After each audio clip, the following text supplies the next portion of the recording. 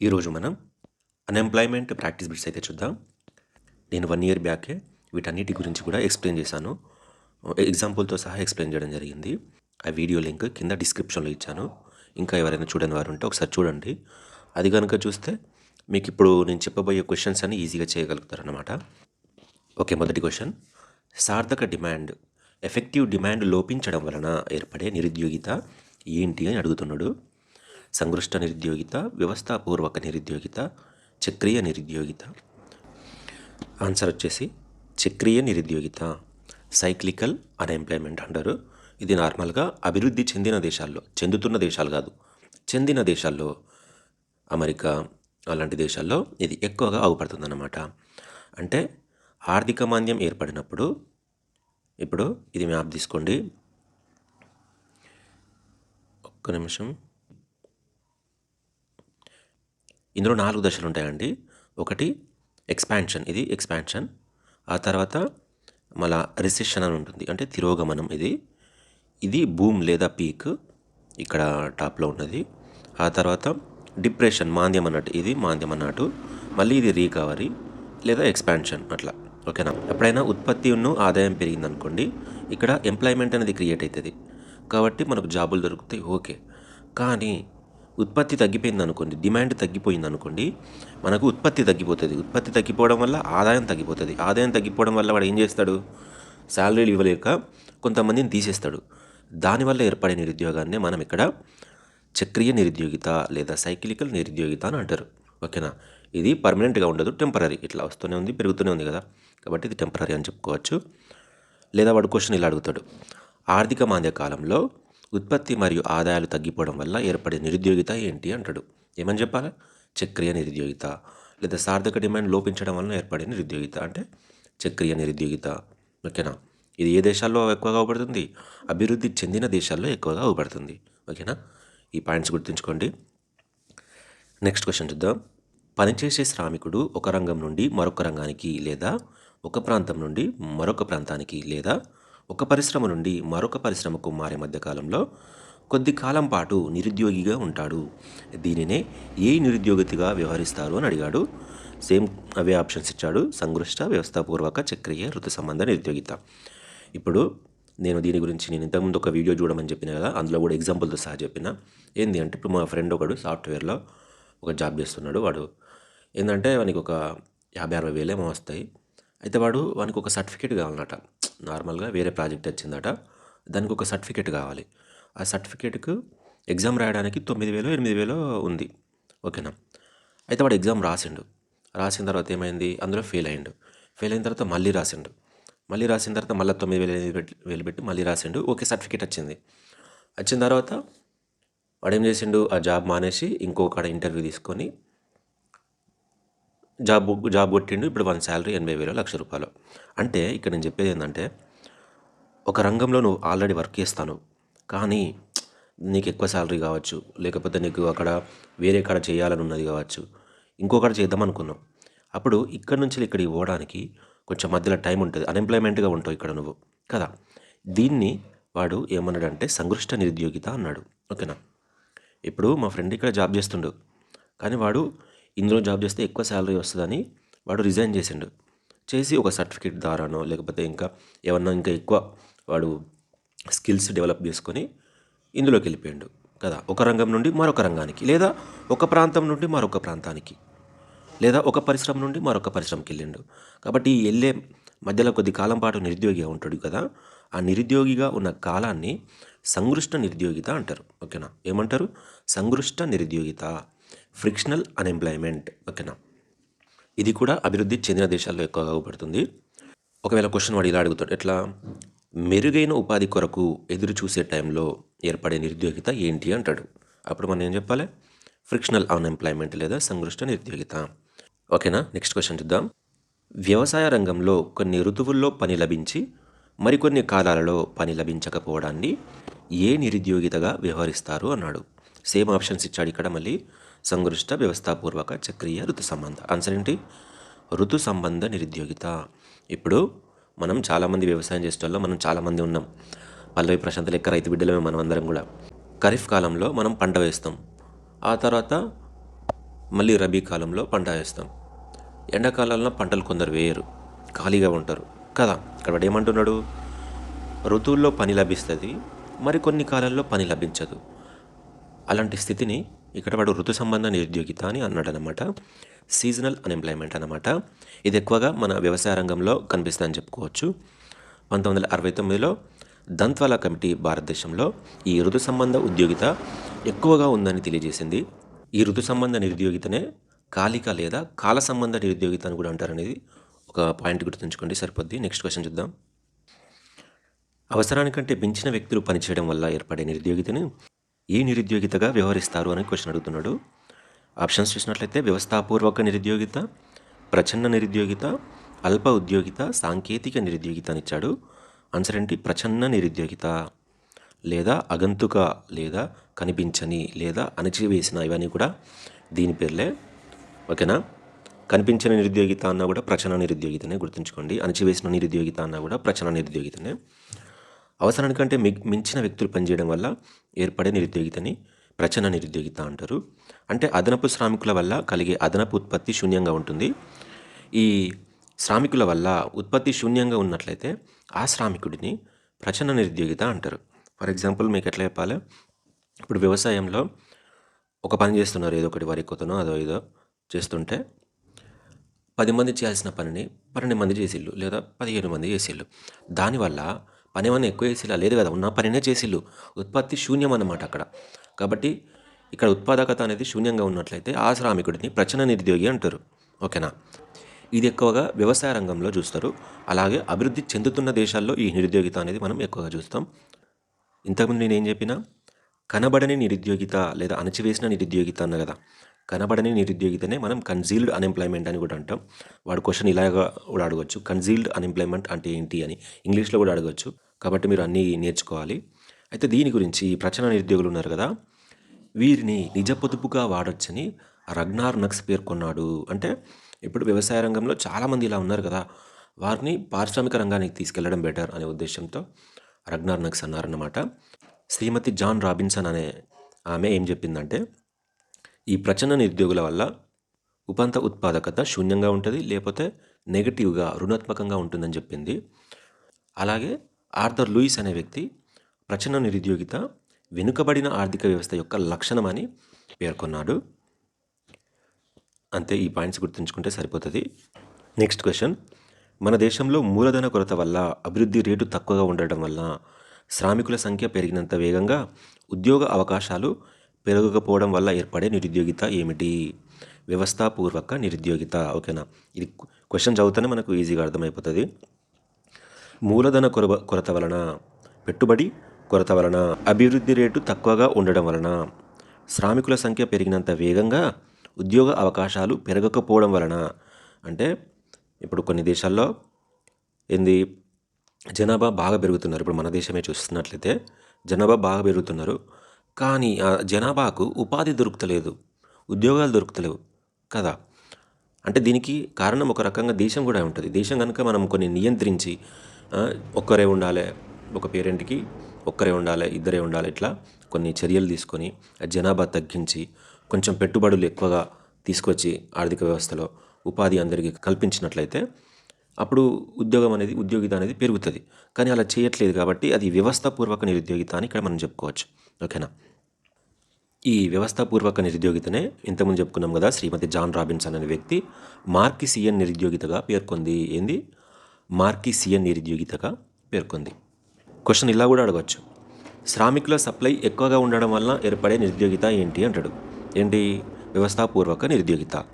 ఒక దేశంలో వారి చర్యల వల్ల ఏర్పడే నిరుద్యోగిత అంటే అక్కడ ఆర్థిక పరిస్థితి కావచ్చు, అలాంటి వల్ల ఏర్పడే నిరుద్యోగిత ఏంది అన్న కూడా ఆ వ్యవస్థ వల్ల ఏర్పడే నిరుద్యోగిత ఏంటంటే వ్యవస్థాపూర్వక నిరుద్యోగిత. ఓకే. నెక్స్ట్ క్వశ్చన్ చూసినట్లయితే, ఆధునిక ఉత్పత్తి పద్ధతులను ఉపయోగించడం వలన శ్రామికులకు ఉపాధి అవకాశాలు లభించకపోవడం వలన ఏర్పడే నిరుద్యోగితను ఏ నిరుద్యోగిత అంటారు అని అడుగుతున్నాడు.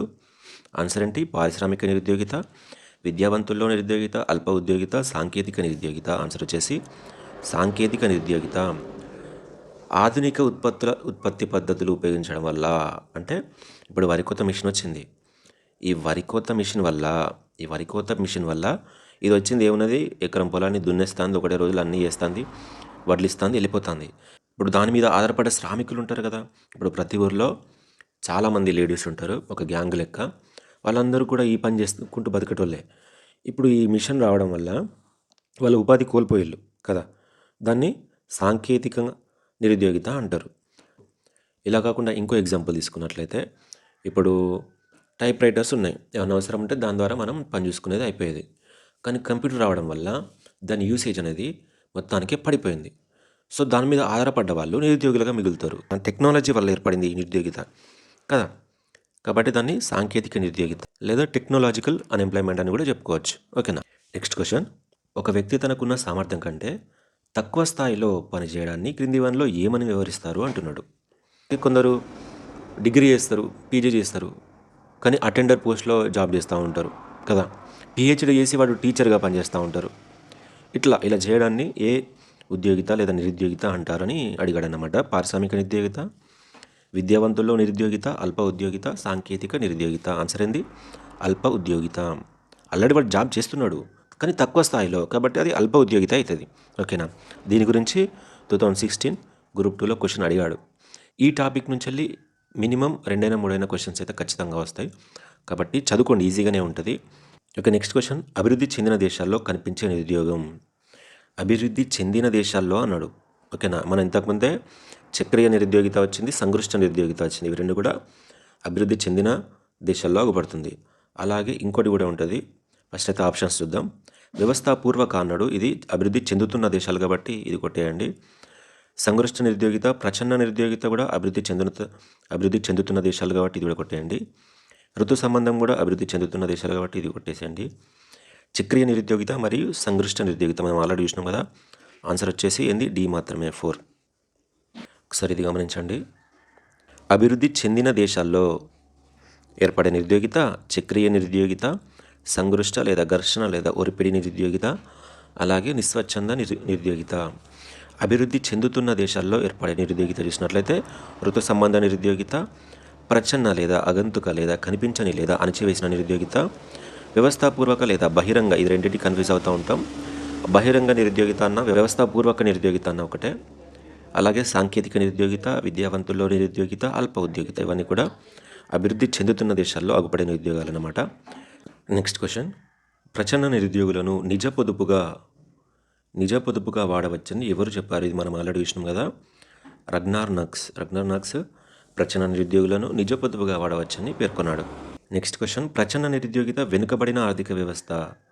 ప్రచన్న నిరుద్యోగితని వెనుకబడిన ఆర్థిక వ్యవస్థ యొక్క లక్షణమని ఎవరు పేర్కొన్నారు? ఆర్థర్ లూయిస్ పేర్కొన్నారు. ఇది కూడా చూసినాం. Next question. కొన్ని సందర్భాల్లో ప్రచన్న నిరుద్యోగుల ఉపాంత ఉత్పాదకత శూన్యంగానో లేదా రుణాత్మకంగానూ ఉంటుందని చెప్పింది ఎవరు? Shrimati Joan Robinson. ఓకేనా. Next question. మార్కిసియన్ నిరుద్యోగిత గురించి చెప్పిన వారెవరు? Shrimati Joan Robinson. చూసినాం కదా. వ్యవస్థాపూర్వక నిరుద్యోగితనే మార్కిసియన్ నిరుద్యోగితగా జాన్ రాబిన్సన్ పేర్కొన్నారు. Next question. ఈ క్రింది వానిలో నిరుద్యోగానికి సంబంధించి సరైనది ఏది అంటున్నాడు. Option A. పనిచేసే వయస్సులో అంటే 15 సంవత్సరాల నుంచి 60 సంవత్సరాల మధ్య వయసు కలిగి పని చేయగలిగే సామర్థ్యం, పని చేయాలనే కోరిక ఉన్న వ్యక్తులకు మార్కెట్లో నెలకొన్న వేతన రేట్ల వద్ద పని లభించని పరిస్థితిని నిరుద్యోగ స్థితిగా భావించవచ్చు. నేను ఫస్ట్లో ఒక వీడియో చూడమని చెప్పిన కదా, అందులో కూడా డీటెయిల్గా చెప్పిన. 15 సంవత్సరాల నుండి 60 సంవత్సరాల మధ్య వయస్సు ఉండాలి, పని చేయాలనే కోరిక ఉండాలి, పని చేయగలిగే సామర్థ్యం ఉండాలి. ఓకే. ఈ 3 ఉండి మార్కెట్లో నెలకొన్న వేతన రేట్ల వద్ద పని లభించని పరిస్థితిని నిరుద్యోగ స్థితి అంటారు. కాబట్టి ఏంది ఇది కరెక్టే. ఓకే. ఆప్షన్ బి చూద్దాం. 15 సంవత్సరాల కంటే తక్కువగా అన్నాడు. తక్కువగా ఉండే పిల్లల్లో 60 సంవత్సరాల కంటే ఎక్కువగా ఉండే వయోవృద్ధుల్లో పనిచేసే సామర్థ్యం కోరిక ఉన్నప్పటికీ ఆ స్థితిని నిరుద్యోగ స్థితి అనిపించుకోదు అన్నాడు. ఓకేనా. వారికి 15 నుండి 60 మధ్యలోనే ఉండాలి. వీడో 15 సంవత్సరాల కంటే తక్కువగా, వీళ్ళు 60 సంవత్సరాల కంటే ఎక్కువగా, కాబట్టి అది నిరుద్యోగ స్థితిగా అనిపించుకోదు అన్నాడు. కాబట్టి ఆన్సర్ కరెక్టే. ఏ కరెక్టే, బి కరెక్టే. నెక్స్ట్ చూద్దాం. 15 నుండి 60 సంవత్సరాల మధ్య వయసు ఉన్నప్పటికీ అంగవైకల్యం లేదా మానసిక లోపం ఉండి పనిచేసే సామర్థ్యం లేని వారిని నిరుద్యోగులుగా భావించరు. అవును, భావించరు. నీకు 15 నుంచి 60 సంవత్సరాలు ఉండాలి, పని చేయాలనే కోరిక ఉండాలి, సామర్థ్యం కూడా ఉండాలి. కానీ వీళ్ళకి సామర్థ్యం లేదు కాబట్టి వీరిని నిరుద్యోగులుగా భావించరు. కాబట్టి ఇది సి కూడా కరెక్టే. నెక్స్ట్, కొంతమంది ధనికులలో పనిచేసే సామర్థ్యం వయస్సు ఉన్నప్పటికీ పని చేయాలనే కోరిక లేనందువల్ల స్వచ్ఛందంగా నిరుద్యోగులుగా ఉంటే వారిని కూడా నిరుద్యోగులుగా భావించారు. ఇది కూడా కరెక్టే. వాడికి సామర్థ్యం ఉంటుంది, వయస్సు కూడా ఉంటుంది, కానీ చేయాలనే కోరిక ఉండదు కాబట్టి వాళ్ళని కూడా నిరుద్యోగులుగా భావించారు. ఓకేనా? కాబట్టి ఆన్సర్ ఏమవుతుంది? ఏబిసిడి అన్నీ కూడా కరెక్టే. నేను మొదట్లో ఒక 7-8 నిరుద్యోగాల గురించి ఎక్స్ప్లెయిన్ చేసిన కదా, క్వశ్చన్స్ వచ్చినాయి కదా, ఆ క్వశ్చన్సే ఇప్పుడు మళ్ళీ వస్తూ ఉంటాయి. ఈ 30 క్వశ్చన్స్ కూడా అలానే ఉంటాయి. నెక్స్ట్ పార్ట్లో కాన్సెప్ట్ ఓరియంటెడ్ క్వశ్చన్స్ చూద్దాం. Okay, next question. ఈ క్రింది వానిలో అభివృద్ధి చెందుతున్న దేశాలలో అన్నాడు కనిపించే నిరుద్యోగులకు సంబంధించి సరైనవి ఏంటి అంటున్నాడు. ఋతు సంబంధమైన నిరుద్యోగిత, ప్రచన్న నిరుద్యోగిత రెండు కూడా కరెక్టే. వ్యవస్థాపూర్వక మరియు సాంకేతిక కరెక్టే. విద్యావంతుల్లో అల్ప ఉద్యోగిత ఇది కూడా కరెక్టే. చక్రీయ మరియు ఇది తప్పు, చక్రీయ తప్పు, నిస్వచ్ఛంద కూడా తప్పు. కాబట్టి ఆన్సర్ ఏంది? ABC correct. ఏబీసీ ఎక్కడ ఉన్నది? ఆప్షన్ వచ్చేసి 3 కరెక్ట్. Next question. ఈ క్రింది వానిలో చక్రీయ నిరుద్యోగితకు సంబంధించి సరైనవి ఏంది అంటున్నాడు. వ్యాపార చక్రాల వలన ఏర్పడే నిరుద్యోగిత కరెక్టే. సార్థక డిమాండ్ లోపించడం వలన ఏర్పడే నిరుద్యోగిత ఫస్ట్ క్వశ్చన్, ఇది కూడా కరెక్టే. ఫస్ట్ క్వశ్చన్ ఇదే కదా నేను చెప్పింది. ఆర్థిక మాంద్యకాలంలో ఏర్పడే నిరుద్యోగిత ఇది కూడా కరెక్టే. అభివృద్ధి చెందుతున్నా అన్నాడు, చెందిన దేశాల్లో ఉంటుంది, చెందుతున్న కాదు, కాబట్టి తప్పు. ఆన్సర్ ఏమవుతుంది? ABC correct. ఎక్కడుంది? 3. ఏబీసీ సరైనది. Okay, next question. సంగృష్ట నిరుద్యోగితకు సంబంధించి క్రింది వానిలో సరికానిది ఏది అన్నాడు. ఇది చూసుకోవాలి మనం. మెయిన్ సరికానిదా సరైనదా వాడు ఏది అడిగినా చూసుకోవాలి. ఓకే, ఆప్షన్స్ చూద్దాం. దీనిని ఒత్తిడి లేదా ఘర్షణ నిరుద్యోగిత అని కూడా అంటారు. కరెక్టే, కానీ సరిగానిది అడిగింది కాబట్టి తప్పు. ఇది తాత్కాలికంగా ఇలానే ఉంచుకుందాం. ఇది తాత్కాలికంగా ఏర్పడే నిరుద్యోగిత కరెక్టే. దీనిని కొన్ని సందర్భాల్లో కన్సీల్డ్ అన్ఎంప్లాయ్మెంట్ లేదా కనబడిన నిరుద్యోగిత అంటారు అన్నాడు. అది తప్పు. ప్రచన్న నిరుద్యోగితను కన్సీల్డ్ అన్ఎంప్లాయ్మెంట్ లేదా కనబడని నిరుద్యోగిత లేదా అణచివేసిన నిరుద్యోగిత అంటారు. కాబట్టి ఇది తప్పు. మనకు కావాల్సిందే శ్రామిక మార్కెట్లో ఉండే అసమతౌల్యం వలన ఈ నిరుద్యోగిత ఏర్పడుతుంది. ఇది కూడా కరెక్టే. సంగృష్ట నిరుద్యోగిత అంటే తెలుసు కదా, ఒక రంగం నుండి మరొక రంగానికి లేదా ఒక ప్రాంతం నుండి మరొక ప్రాంతానికి వెళ్ళే సమయంలో కొద్ది కాలం ఏర్పడే నిరుద్యోగితని సంగృష్ట నిరుద్యోగిత అంటారు. కాబట్టి ఇక్కడ ఆన్సర్ ఏమవుతుంది? సి మాత్రమే సరికాదు. ఆప్షన్ 4. ఓకేనా? ఆప్షన్ 4 అనేది కరెక్ట్. Okay, next question. ప్రచన్న నిరుద్యోగితకు సంబంధించి సరైనవి ఏంటి అంటున్నాడు. దీని గురించి కూడా మనం డీటెయిల్గా చూసినాం కదా. ఇది అవసరానికి మించిన వ్యక్తులు పనిచేయడం వలన ఏర్పడే నిరుద్యోగిత కరెక్టే. ఉపాంత ఉత్పత్తి శూన్యంగా ఉంటుంది కరెక్టే. కొన్ని సందర్భాల్లో కన్సీల్డ్ అన్ఎంప్లాయ్మెంట్ అని కూడా అంటారు కరెక్టే. ప్రచన్న నిరుద్యోగుల ఉపాంత ఉత్పాదకత శూన్యంగాను లేదా రుణాత్మకంగాను ఉంటుందని శ్రీమతి జాన్ రాబిన్సన్ పేర్కొన్నారు. కరెక్ట్. ఆన్సర్ ఏంటి? అన్నీ కూడా సరైనవే. Option 4 is the correct answer. భారతదేశంలో ఎక్కువగా కనిపించే నిరుద్యోగిత ఏంటి? ప్రచన్న నిరుద్యోగిత ఎక్కువగా కనిపిస్తుంది. Next question. వ్యవస్థాపూర్వక నిరుద్యోగితను మరో రకంగా ఏమని పేర్కొంటారు అంటే బహిరంగ నిరుద్యోగిత. ఇది కూడా మనం ఇంతకుముందు డిస్కస్ చేసినాం. Next question. వ్యవస్థాపూర్వక నిరుద్యోగితకు సంబంధించి సరైనవి ఏవి అంటున్నాడు. ఆప్షన్స్ చూసినట్లయితే ఇది శ్రామికుల సప్లై ఎక్కువగా ఉండడం వలన ఏర్పడుతుంది, జనాభా విస్ఫోటనం వలన ఏర్పడుతుంది కరెక్టే, మూలధన కొరత వలన ఏర్పడుతుంది కరెక్టే, అభివృద్ధి చెందిన అన్నాడు కాబట్టి తప్పిది, చెందుతున్న దేశాల్లో కనబడుతుంది. ఆన్సర్ ఏమవుతుంది? ఏబీసీ మాత్రమే సరైనవి, డి సరికాదు. ఆప్షన్ 4. ఈ క్రింది వానిలో మార్కిసియన్ నిరుద్యోగితగా దేన్ని అంటారని ఇక్కడ అడిగిందన్నమాట. దేన్ని పేర్కొంటారని. ఇది కూడా చూసినాం మనం. ఏంటి? వ్యవస్థాపూర్వక నిరుద్యోగిత లేదా బహిరంగ నిరుద్యోగిత. ఓకేనా? Next question. ఈ క్రింది వానిలో వ్యవస్థాపూర్వక నిరుద్యోగితకు సంబంధించి సరికానిది ఏది అని అడుగుతున్నాడు. దేశ ఆర్థిక వ్యవస్థలో లోపాల వలన ఈ నిరుద్యోగిత ఏర్పడుతుంది కరెక్టే. వెనుకబాటుతనం వలన ఈ నిరుద్యోగం ఏర్పడుతుంది కరెక్టే. ఉపాధి లేక నిరుద్యోగులు గ్రామాల నుండి పట్టణాలకు వలస వెళ్తారు. ఇది కూడా కరెక్టే. కనీస జీవన ప్రమాణ స్థాయి కంటే తక్కువ వేతనానికి పని చేయడం అన్నాడు. అది నిరుద్యోగం ఎట్లయితుంది? ఉద్యోగమే. కనీస జీవన ప్రమాణ స్థాయి కంటే తక్కువ వేతనానికి ఇస్తున్నాడు ఇక్కడ, కాబట్టి అది అల్ప ఉద్యోగిత అవుతుంది. వాటి ఇక్కడ సరికానిది ఏంటి? ఆప్షన్ 4. ఓకేనా? Next question. ఈ కింది వానిలో ఆధునిక ఉత్పత్తి పద్ధతులను ఉపయోగించడం వలన ఏర్పడే నిరుద్యోగిత ఏది అన్నాడు. ఏంటి? టెక్నాలజికల్ అన్ఎంప్లాయ్మెంట్, సాంకేతిక నిరుద్యోగిత. ఈ క్రింది వానిలో అల్ప ఉద్యోగితకు సంబంధించి సరైనది ఏది అంటున్నాడు. ఒక వ్యక్తి తన సామర్థ్యం కంటే తక్కువ స్థాయిలో పనిచేయడం వలన ఏర్పడే నిరుద్యోగిత. కరెక్టే, ఇంతకుముందు చూసినాం కదా. కనీస అవసరాలు కూడా తీర్చలేని ఉపాధి. కరెక్టే. ఋతు సంబంధమైన నిరుద్యోగితను అల్ప ఉద్యోగిత అని కూడా అంటారు. ఒక రకంగా అయితే ఇది కూడా కరెక్టే. దేశ ఆర్థిక వ్యవస్థలో లోపాల వలన ఈ నిరుద్యోగిత ఏర్పడుతుందన్నాడు. అంటే మన వ్యవస్థాపూర్వక నిరుద్యోగిత అల్ప ఉద్యోగిత అన్నాడు. అది రాంగ్ అయిపోద్ది. ఆన్సర్ 4. నెక్స్ట్ క్వశ్చన్, విద్యావంతులైనప్పటికీ ఉద్యోగం లభించని వారు ఈ క్రింది ఏ రకమైన నిరుద్యోగానికి చెందిన వారు అవుతారు? అల్ప ఉద్యోగిత, సాంకేతిక నిరుద్యోగిత, ప్రచన్న నిరుద్యోగిత, విద్యావంతుల్లో నిరుద్యోగిత. ఇది కరెక్ట్.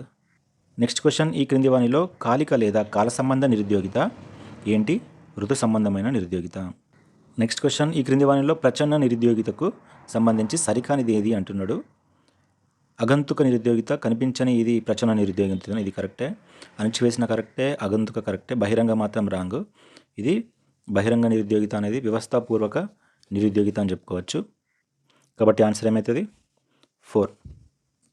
దంత్వాల కమిటీకి సంబంధించి ఈ క్రింది వన్లో సరైనది ఏంటి అంటున్నాడు. 1969 సంవత్సరంలో ఏర్పడింది. దీన్ని ప్రణాళిక సంఘం ఏర్పాటు చేసింది. కరెక్టే.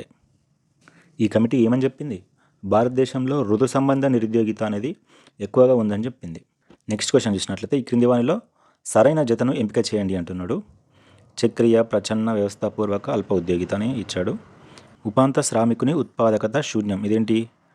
ప్రచన్న నిరుద్యోగిత. అంటే అవసరానికి మించిన కంటే ఎక్కువ మంది పనిచేయడం వల్ల పనిచేసినంత మాత్రాన ఉత్పత్తి ఏముండదు, శూన్యమే, కాబట్టి ఇది కరెక్ట్ అయితే. నెక్స్ట్, శ్రామికుల సప్లై ఎక్కువగా ఉండడం వలన ఏర్పడే నిరుద్యోగిత వ్యవస్థాపూర్వక నిరుద్యోగిత. కనీస జీవన ప్రమాణ స్థాయి అనేది అల్ప ఉద్యోగిత. వ్యాపార చక్రాల వలన ఏర్పడే నిరుద్యోగిత చక్రీయ నిరుద్యోగిత. కాబట్టి ఆన్సర్ ఏమవుతుంది?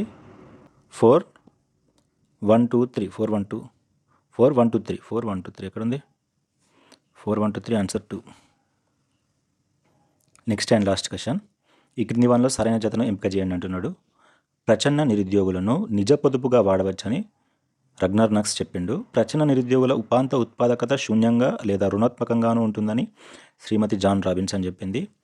ప్రచన్న నిరుద్యోగిత వెనుకబడిన ఆర్థిక వ్యవస్థ యొక్క లక్షణమని ఆర్థర్ లూయిస్ చెప్పిండు. ఇవన్నీ కూడా అంతకుముందే చూసినాం మనం. భారతదేశంలో ఋతు సంబంధిత ఉద్యోగిత ఎక్కువగా ఉంది అని దంత్వాల కమిటీ 1969లో ఏర్పాటు చేశారు కదా, అది తెలియజేసింది. కాబట్టి ఆన్సర్ ఏమవుతుంది? 2143. 2143 అట. ఆన్సర్ 3. ఓకే, ఇంతటితో క్వశ్చన్స్ అయిపోయినాయి. ఈ పీడిఎఫ్ మన టెలిగ్రామ్ ఛానల్లో పంపిస్తాను. కావాలి అనుకుంటే అందులోకి వెళ్ళి డౌన్లోడ్ చేసుకోండి. నా ఎక్స్ప్లెనేషన్ కనుక నచ్చితే ఖచ్చితంగా వీడియోని లైక్ చేసి మీ ఫ్రెండ్స్కి షేర్ చేయండి. And don't forget to subscribe our YouTube channel నిప్పులాంటి నిరుద్యోగి. సరే, మరి నెక్స్ట్ వీడియోలో కలుద్దాం.